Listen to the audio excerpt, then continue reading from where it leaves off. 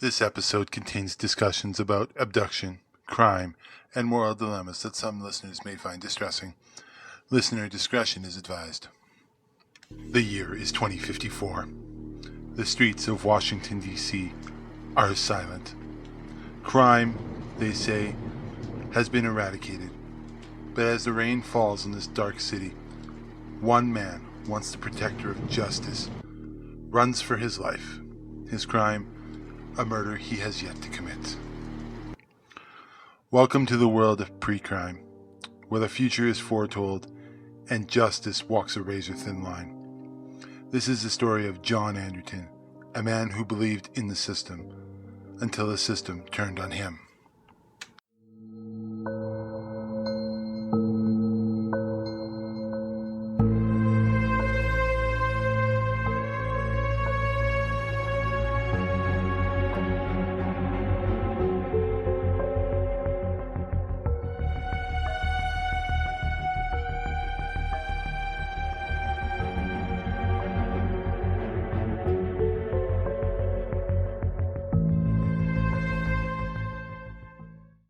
Imagine a world where crime doesn't exist.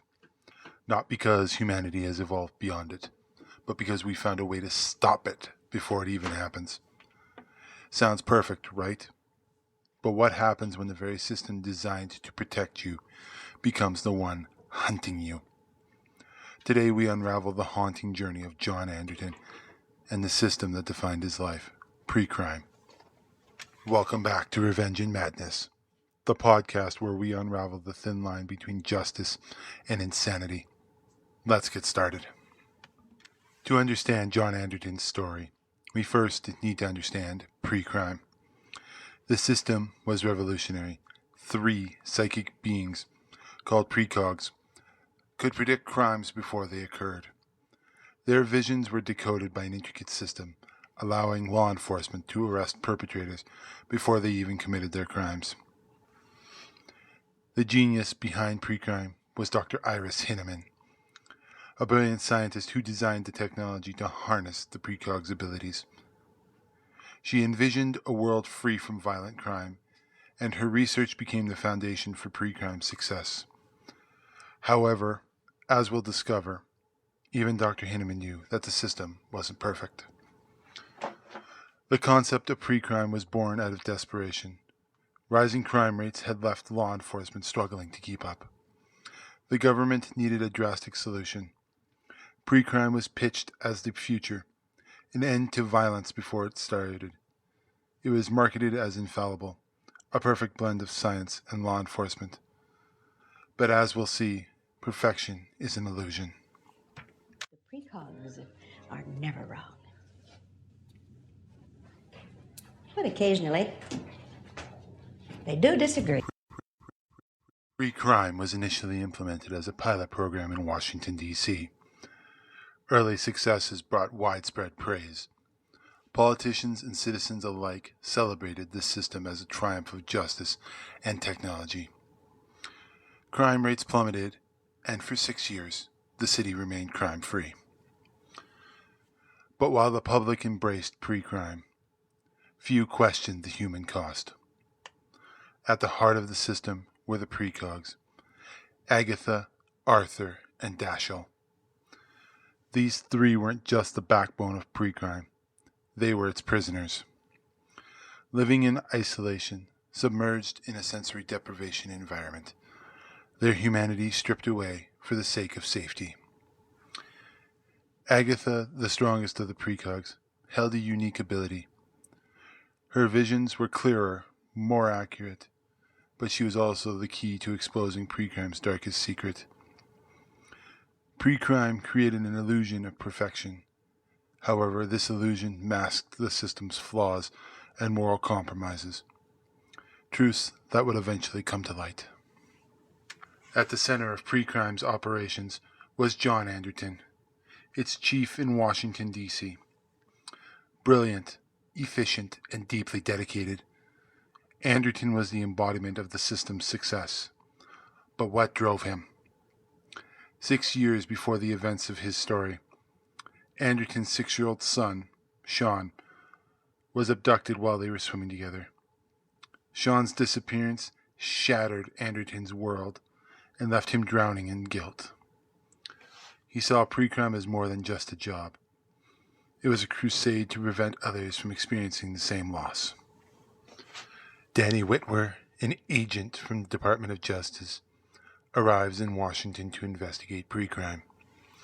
He quickly becomes suspicious of the system's supposed perfection and begins to dig deeper.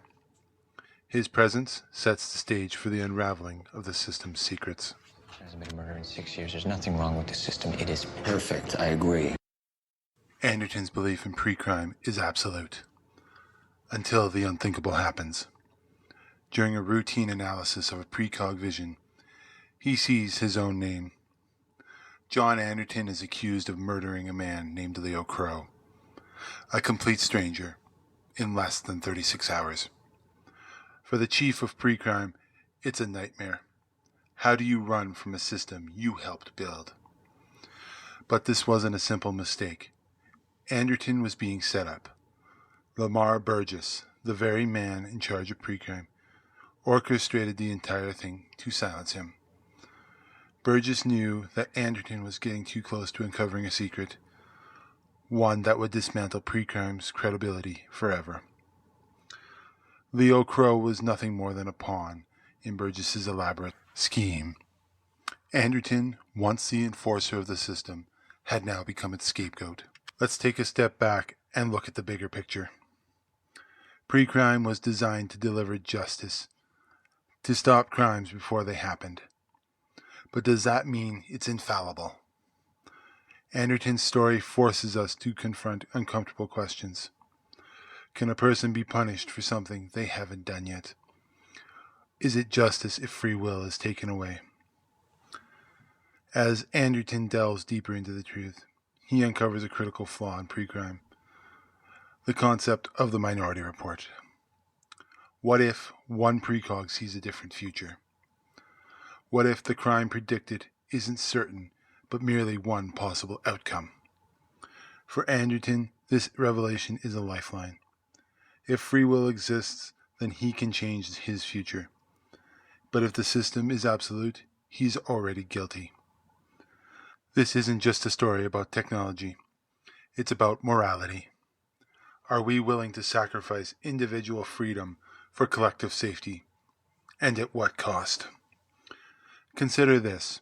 Precrime's success created a sense of security, but it also bred complacency. People stopped questioning the system, trusting it blindly. Does that sound familiar in our own world?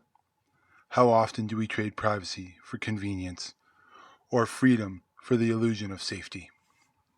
Anderton's journey leads him to Leo Crow's apartment, where his supposed crime is set to happen. But he wasn't alone. Agatha was with him, and unlike the automated reports Precrime relied on, Agatha's presence provided real-time insight. She wasn't just predicting the murder. She was showing Anderton a choice. Meanwhile, Danny Whitwer uncovers that Precrime isn't as infallible as it claims. He begins piecing together evidence that suggests Burgess is behind it all. In a dramatic confrontation, Anderton exposes Burgess's crimes, revealing how he had murdered Anne Lively to prevent her from reclaiming her daughter, Agatha, from the system. Anderton then forces Burgess into a choice that will define the fate of Precrime. You see the dilemma, don't you? If you don't kill me, precogs were wrong and Precrime is over. If you do kill me, you go away. But it proves the system works. Precogs were